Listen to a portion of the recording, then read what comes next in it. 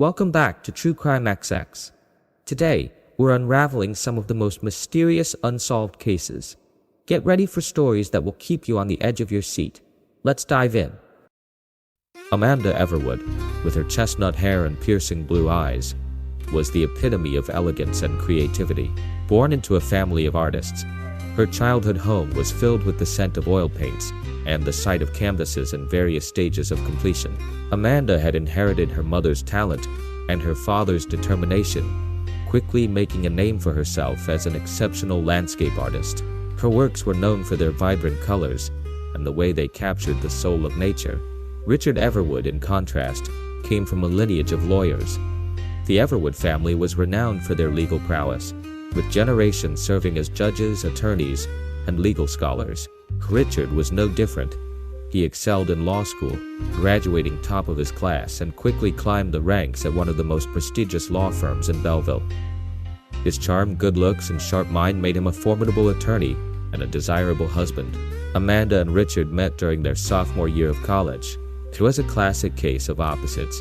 Attracting Amanda's free-spirited nature complemented Richard's structured and disciplined approach to life. They fell in love quickly, their relationship blossoming amidst late-night study sessions, gallery openings, and summer road trips. After graduating, they married in a lavish ceremony that was the talk of Belleville. They settled into a beautiful Victorian home that Amanda adored. She transformed it into a haven filled with art, music, and love. The house had a large garden where Amanda often painted, drawing inspiration from the vibrant flowers and the changing seasons. Richard, on the other hand, was dedicated to his work, often spending long hours at the office. They had a son, Ethan, who became the center of Amanda's world. Their life seemed perfect, at least on the surface. Amanda's days were filled with painting, volunteering at the local art center, and taking care of Ethan. Richard's career continued to flourish, and he was soon made partner at his firm.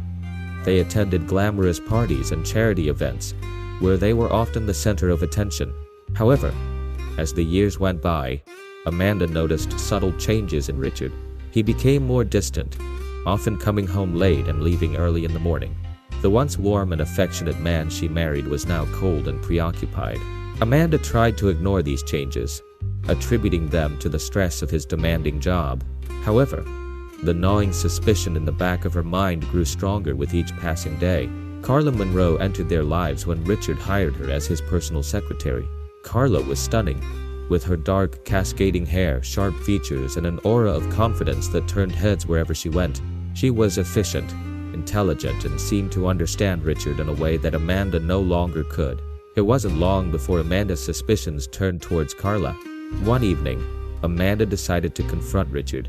She prepared a candlelit dinner, hoping to reignite the spark in their relationship and to get him to open up. As they sat across from each other at the dining table, Amanda poured her heart out, expressing her concerns and fears. Richard listened, but dismissed her worries, attributing his behavior to the pressures of his job. He assured her that there was nothing to worry about, but Amanda wasn't convinced. Determined to uncover the truth, Amanda hired a private investigator named Mark Collins. Mark was a seasoned professional with a reputation for discretion and thoroughness. Over the next few weeks, he followed Richard and Carla, documenting their interactions. The evidence he gathered was damning. Late-night dinners, weekends away, and intimate encounters that left no room for doubt. Richard was having an affair with Carla. Amanda felt a mix of emotions, anger, betrayal, and a deep sadness. She couldn't understand how Richard could do this to their family. But amidst her turmoil, she also felt a strange sense of relief. At least now she knew the truth, and she could decide what to do next. Armed with the evidence, Amanda's initial devastation gave way to a steely resolve. She decided to confront Carla first, hoping to gather more information before dealing with Richard. Amanda arranged a meeting under the pretense of discussing a charity event that Richard's firm was sponsoring.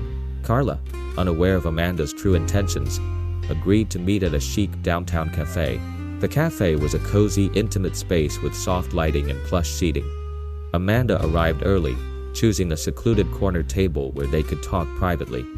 Carla walked in a few minutes later, exuding confidence and poise. As she approached the table, Amanda felt a mixture of anger and curiosity.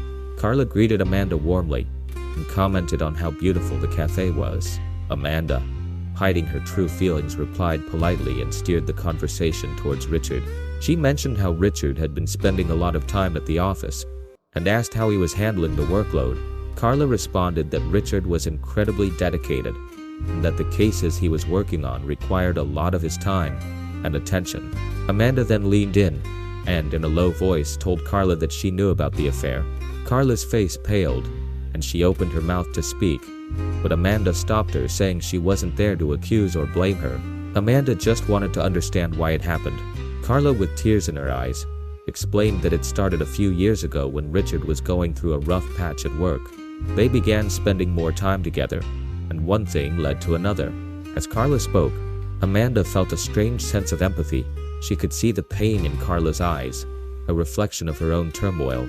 By the end of the conversation, they had formed an unexpected connection.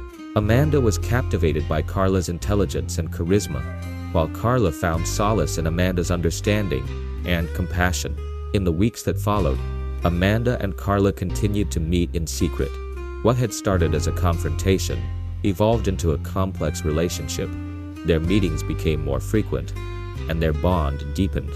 One evening, Carla invited Amanda to her apartment, ostensibly to review some documents related to the charity event.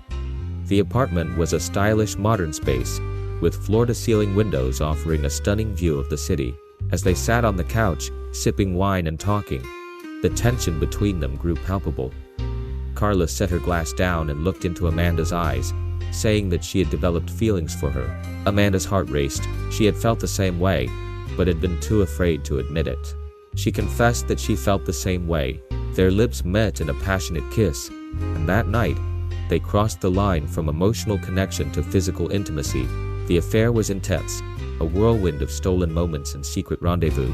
Amanda felt alive in a way she hadn't in years, but she was also plagued by guilt and fear. They would meet in secluded spots around the city, hidden corners of parks, out-of-the-way cafes, and Carla's apartment, where they felt free from the prying eyes of the world. Their conversations ranged from deep, philosophical discussions to light-hearted banter. They shared their hopes, dreams, and fears, forming a bond that went beyond physical attraction. However, Amanda was acutely aware of the precariousness of their situation. She knew that if Richard found out, the consequences would be dire. Despite this, she couldn't bring herself to end the affair. Carla had become an essential part of her life, filling a void that she hadn't realized existed. Richard's suspicions grew as he noticed Amanda's changed behavior. She was more distant, often lost in thought, and seemed to have a newfound sense of confidence. Richard's paranoia led him to install a hidden camera in Carla's apartment, suspecting that Amanda might have discovered his affair and was plotting against him. When Richard reviewed the footage and saw his wife with Carla, his rage and sense of betrayal reached a boiling point. He felt emasculated and humiliated, convinced that both women had conspired against him. Richard began to meticulously plan his revenge, determined to regain control over his life. One stormy night, Richard invited Amanda to his office under the pretense of wanting to discuss their relationship and find a way forward. Amanda, hopeful for reconciliation, agreed. As she entered Richard's dimly lit office, she was struck by the coldness in his eyes. Richard told Amanda to sit down, his voice devoid of emotion. Amanda took a seat, her heart pounding. She started to speak, but Richard cut her off, slamming a folder of photographs on the desk. He said he knew everything and knew about her and Carla. Amanda's eyes widened in shock as she looked at the incriminating photos. She pleaded with Richard to let her explain, but he was beyond reason. He lunged at Amanda, his hands closing around her throat. Amanda struggled, clawing at his hands, but Richard's grip was unrelenting.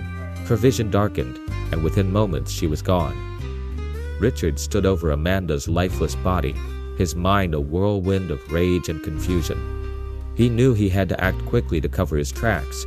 He staged the scene to make it look like a robbery gone wrong, ransacking the office and scattering papers everywhere. He then drove to Carla's apartment, his anger boiling over. Carla was startled to see Richard at her door. She asked what he was doing there, her voice trembling. Richard pushed past her, his eyes wild with fury. He accused her of ruining everything and seducing his wife, destroying his family. Carla backed away, fear gripping her heart, and begged Richard to listen to her and understand that it wasn't like that. But Richard was beyond listening. He lunged at Carla, but she managed to evade him, grabbing a heavy vase and smashing it over his head. Richard staggered, momentarily disoriented. Carla seized the opportunity and fled, running into the night with nothing but the clothes on her back. She ran through the rain-soaked streets, her mind racing with fear and confusion. She had to get as far away from Richard as possible. She knew that if he caught her, he would kill her. Carla reached the outskirts of town and found an old abandoned cabin. She slipped inside, her body trembling with adrenaline and terror. The next morning, Ethan Everwood found himself without a mother and soon without a father. Richard, attempting to cover his tracks, reported Amanda missing and fabricated an alibi for himself.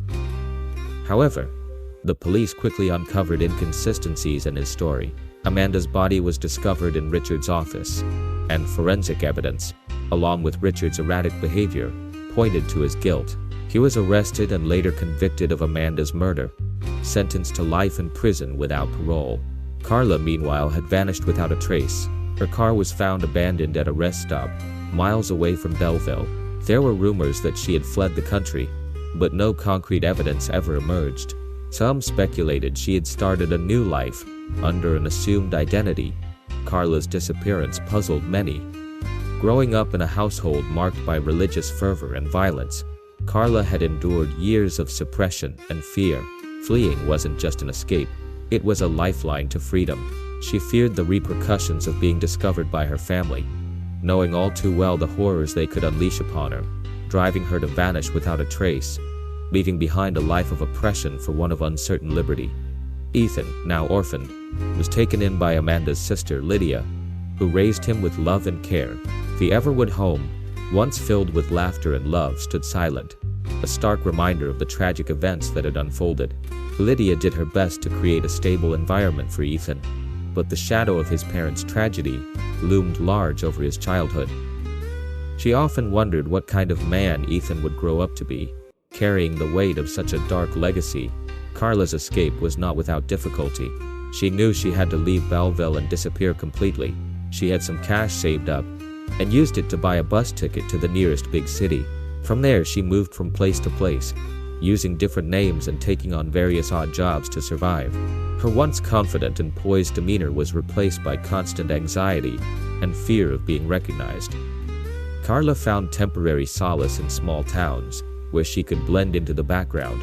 She dyed her hair, changed her appearance, and avoided making close connections with anyone. Each time she felt someone might recognize her, she moved on. Her life became a series of temporary stays and fleeting moments of peace. She missed Amanda deeply, and often dreamed about their time together, the passion they shared and the plans they had made. In a small coastal town far from Belleville, Carla finally found a semblance of stability. She took on a job at a local diner, working long hours and keeping to herself. The town was quiet, and the people were friendly but respectful of her privacy. For the first time in months, Carla began to relax and let her guard down a little. She rented a small, modest apartment and tried to rebuild her life, though the fear of being discovered never entirely left her. Ethan, now a teenager, struggled with the burden of his family's dark history. He was a quiet, introspective boy, often lost in thought. Lydia did her best to provide a loving home, but Ethan couldn't escape the whispers and stares from those who knew about his parents. School was a challenge, with classmates either avoiding him or bullying him for his father's crime. Ethan found solace in books and spent hours at the local library, immersing himself in stories far removed from his reality. Lydia encouraged Ethan to pursue his interests, hoping to provide him with a positive outlet. He developed a passion for writing, pouring his emotions and experiences into his stories. His teachers noticed his talent and encouraged him to pursue a career in literature. Despite the darkness of his past, Ethan found hope in the future he could create for himself.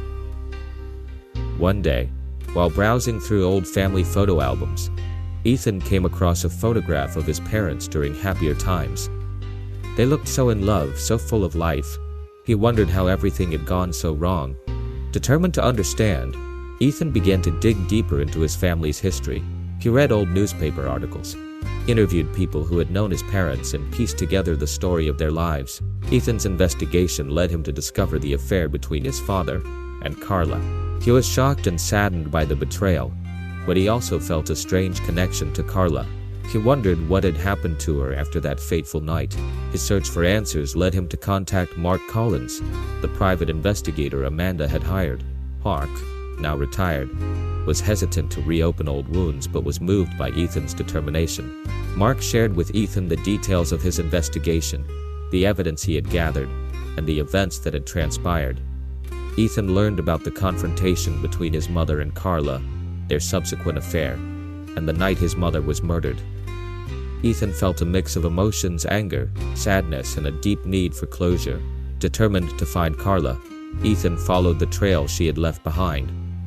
He visited the places she had stayed, talked to people who had encountered her, and slowly pieced together her journey.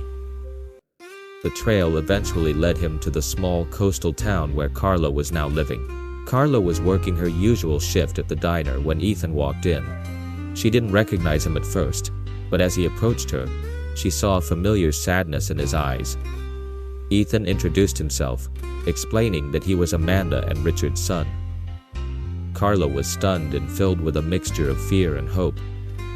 She invited Ethan to sit down, and they began to talk. Ethan told Carla about his life, his struggles, and his search for answers.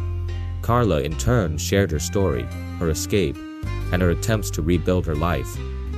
They talked for hours, sharing their pain and their memories of Amanda. Carla revealed how deeply she had loved Amanda, and how the affair had been a source of both joy and torment. Ethan asked Carla about the night his mother was murdered. Carla recounted the events, her voice trembling with emotion. She told him how Richard had confronted her, his rage and violence, and her desperate escape. Ethan listened intently, feeling a mix of anger towards his father and compassion for Carla.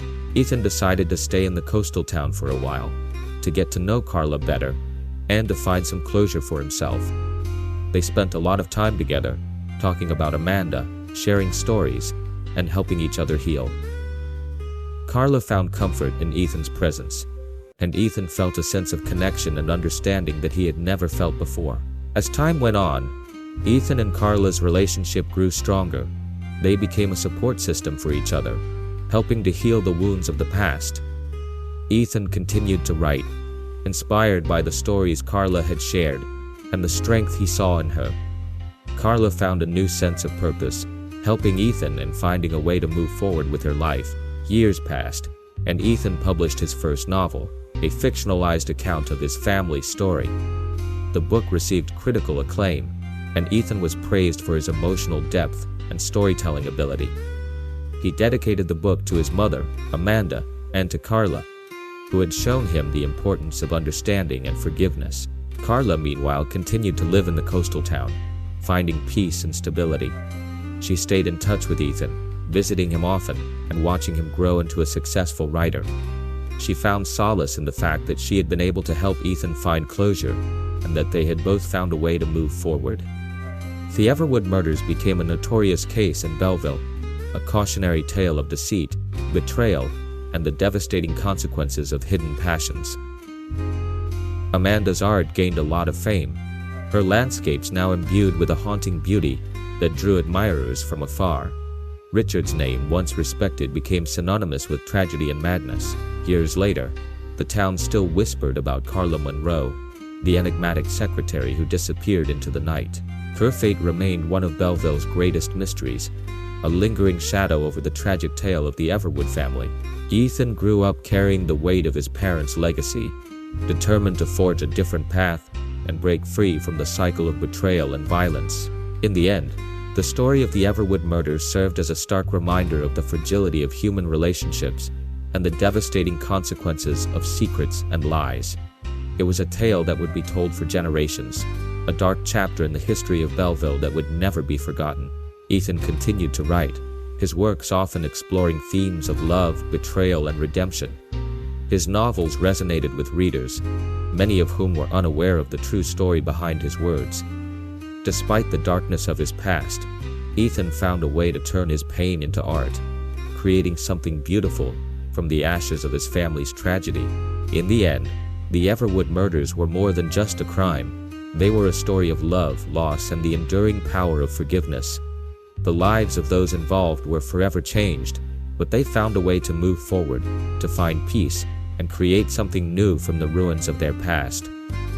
Make sure to subscribe for that. We are preparing more true crime documentaries that you've never heard before. Thank you for watching until the end. I hope these stories brought you some thrilling and intense moments. If you enjoyed this content, be sure to hit like, share the video, and don't forget to subscribe to the channel so you never miss another unsolved mystery. Leave a comment below about which case intrigued you the most, and feel free to suggest any cases you'd like me to cover in the future. See you in the next video.